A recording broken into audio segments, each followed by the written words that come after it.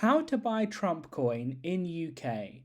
So buying the Donald Trump meme coin is not an easy process in the United Kingdom if you're not used to purchasing cryptocurrencies. To dumb it down, all you need to do is go to a cryptocurrency website, for instance like kraken.com. Then you'll need to sign up. You have to do a bunch of different forms once you sign up, but eventually after 24 hours you'll be able to go to explore, find the Trump coin itself, click on the Trump coin, like so. Make sure it's the correct one. It's very important because there are a few copycats. Click on buy. There you will be able to go ahead and type in the amount of money you want. Once you've inputted your payment method, click review. You'll be able to see it there. Then click confirm. Then it will go through eventually.